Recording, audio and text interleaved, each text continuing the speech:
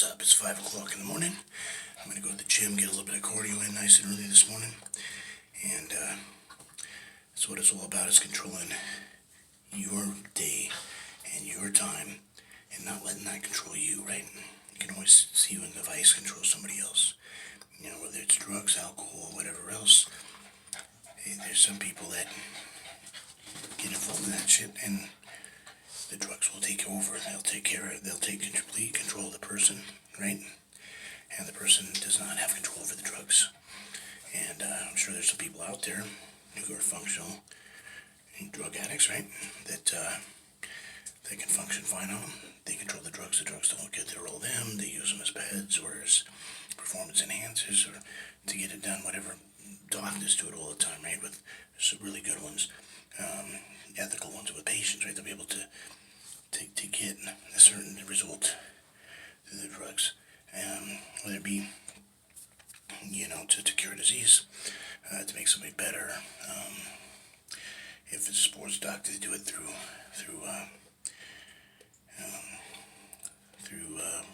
just whatever they decide to use the medicine for. Strength, size, speed, athletic performance.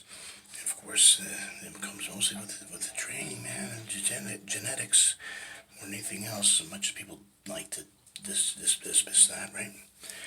But you don't have to be a slave to your day. You can be the master. You don't have to rely on anybody else. You go up there, you step up, and you show up, and you be the fucking lion, right? Nobody else. This is your day, right? This is your time, and especially if you're putting in the extra work, and that's the whole reason behind getting up while everybody else is sleeping and attacking the weights, right? Or going on that road run or jumping the rope, right? Whatever it takes to get that next level of excellence. Period. That's all it is. And when you have that edge, it's just sometimes it's conscious, sometimes subconscious. But this is mine, motherfucker, right? And it doesn't matter if another lion, you face off against that lion, you just see who's the king of the jungle. That's all. That's all it is. And as long as you give 1,000%, you can look at yourself in the mirror and say, I gave it my best shot. Hey, that's what it takes. That's what it's about. You got nothing to be ashamed of if that's the case. You're a winner either way. And I look at it as this, if I get to see that fucker again, like it's wrestling or something, hey, fuck it. I'm gonna learn from this and watch film. I'm gonna work on bringing my weaknesses up. I'm gonna make those strong points even stronger, and I'm gonna kick his ass next time, right? That's the beauty of sports, and it just makes that other person better because he knows now you're gunning for him. So next time he's probably gonna be tougher yet, but so are you. So it's anybody's ball game, right? It's a wrestling match, not a ball game, or a fight, or an MMA match. It is what it is. But that's the way it is in any aspect of your life. You go out there and you come out there like you're the top dog. Get that in your head, get that in your mind, and nobody's gonna take your spot. If they do, you're gonna fucking kill you for it, right? They go right for the jugular, right? You go for theirs before they go for yours, right? My dad always used to tell us in football, he said, do unto others before they do unto you. And it's good advice, right? So, today's topic, this is Showtime by Showtime Shredded Fitness, by the way. You guys all know that. Boom, shakalaka. Size, growth, get big, all that good stuff. So, give you a little history, right, of my bodybuilding career from 92 to 96. Going from dead last to first place. So then, stepping it up again, okay? Going first for the, I did a couple in there, I forgot about a couple of them. I'm not quite ready for the Evergreen State yet. I forgot about the Golds Classic. I forgot about Mr. Tri-Cities, okay? Gotta get through those first. So, we'll get those right away. Alright, so, Medford, Oregon, 97. I mean, I was pumped. I got up to 218, right? And already getting looked at for the coaches because I'd already made a bunch of starting special teams in 96 when we were 2 points away from going to playoffs, which was a good thing that we didn't, because I hate to say it, because it's freaking, I had that thing set up, that thing with the second fiance to go see her, and I hadn't planned out enough. Oh fuck! I planned it right in the middle of fucking playoffs, but we didn't make playoffs, so I got to go on my trip, right? Otherwise I'd have to postpone the dadgum vacation, and we ended up fucking breaking up anyways. So that would have sucked, but come out of football, and so then biggest I was fluctuating between 190 and 205, and the doubles was what really killed my body weight. Went down to 190, and slowly climbed back up to 205 throughout the season.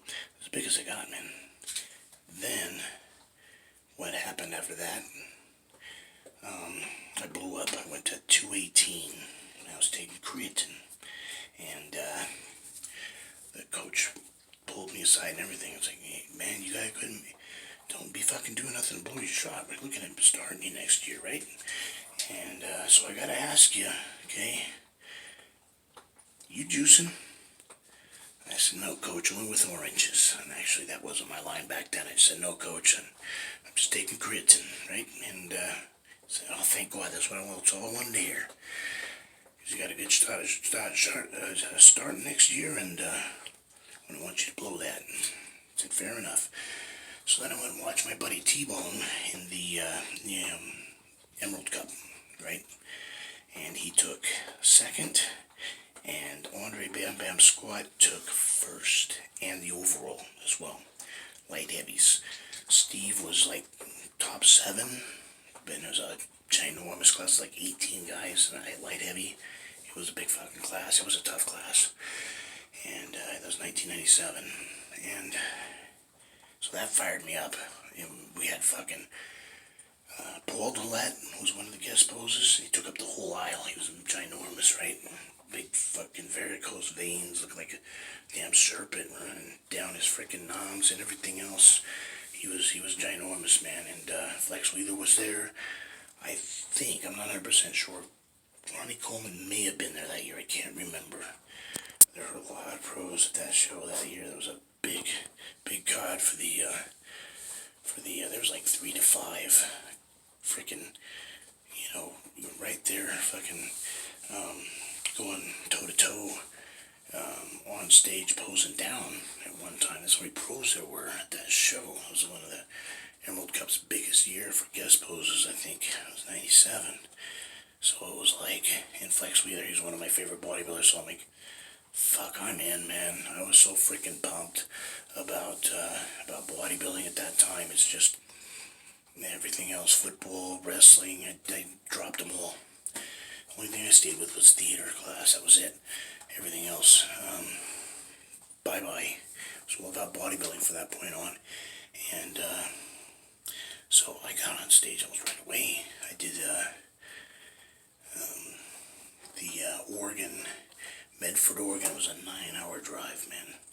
And I had a POS core. It was freaking gas cap for a core, everything else, and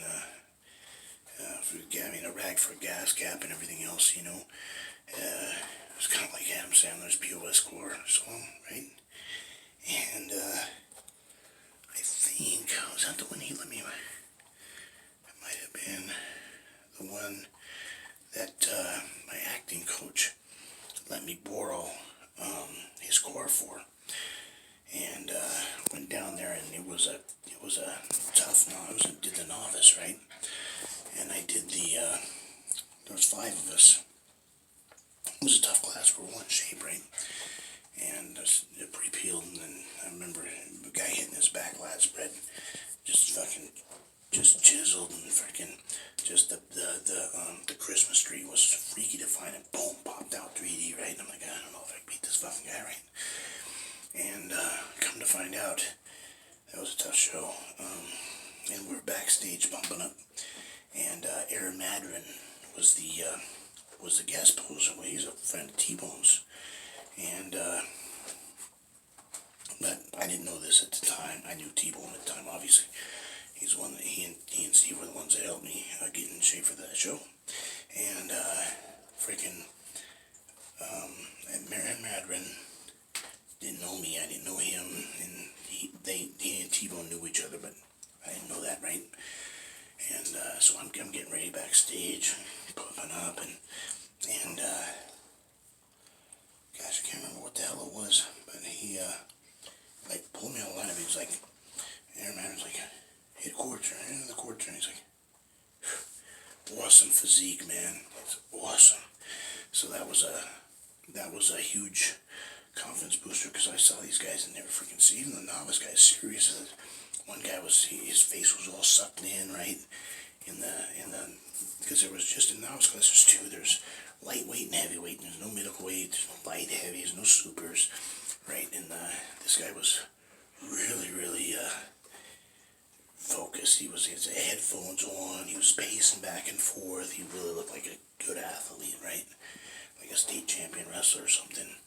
Well, he ended up winning that lightweight class. I can't remember who won the overall. I think that kid did those with the headphones and really, really focused. But we went out, we hit our poses, this, that, and the other thing, and we ended up getting a three-way tie for first place. And I only had one first place vote, and one of the other guys had, no, I had two first place votes. Another guy had three first place votes. The other guy had one. And what they do is they cross out your very best one, your very worst one, then they add them all up, and then you have the amount of points. Well, the points were the fucking same, right? And so the way they broke that tie is who had the most first place votes. And the guy with three who got first place, I had two first place votes. I was second. The other guy was had one, which was crossed off anyways, so he was third. But we had the same amount of points, right? I'm really surprised they didn't call us back out and have us do it again, right? And make a tiebreaker that way. But they don't usually do that. They just go ahead and do it the way I described, because that's not the first or the last time that was the first time at that time I'd ever tied for placing, but it wasn't the last. And so that was a good one, because that was that wasn't the Golds Classic. That was a Bill Pearl Classic. That one was way down in Medford, Oregon, and yeah, so really close second place. So I was okay with that, because it meant I could still do, because I didn't want to just get first place and then obviously I want to win the overall, right? So it was a fun experience, and yeah, so that was my first NPC show where I was actually legitimately in the fight, like fighting for that first, second, third position in the middle and all that good stuff. So it was pretty exciting and pretty fun, because like I said, that Mr. Tri-Cities, that was not NPC. The Evergreen State was, but the Mr. Tri-Cities was not. Mr. California was not NPC either. And the other one, which was the Northwest Natural, was, and I was killed in that one, 6 out of 6. So I knew I was climbing the ranks. I knew it was getting better. Alright, been showtime. Showtime to Shred Fitness over here. Size, growth, whoops, get big. Alright. Oh, I remember that fucking show too. It was like the most gross thing ever. It was when I was prepping. I never cooked before, except for in 8th grade when me and Jason Verbach burned the cinnamon rolls that we learned how to make in home ec class. Well, obviously we didn't know how to make them very well, and we almost burned the fucking house down. And parents were just gone to run a quick errand and came back, and freaking smoke all through the house, the alarms going off, and the flames in the freaking oven, the fucking the cinnamon rolls were on fire. And that's the last time my mom ever let me cook. And so here I am in college, cooking for the first time since 8th grade. And so I decided I'm going to throw some chicken breasts into the fucking water and let it boil. And I did this in the dorm room. And I was all pumped up. I was like, oh yeah, it's nice and warm. And da-da-da. Man, I started eating those in the freaking, on the road, that 9-hour thing, and fucking bit into it. And fucking, like second or third bite, fucking ice. It was like fucking cold, ice cold in the middle. So I fucked that up. I think I still ate I still think I ate all the chicken. I'm lucky I didn't get sick.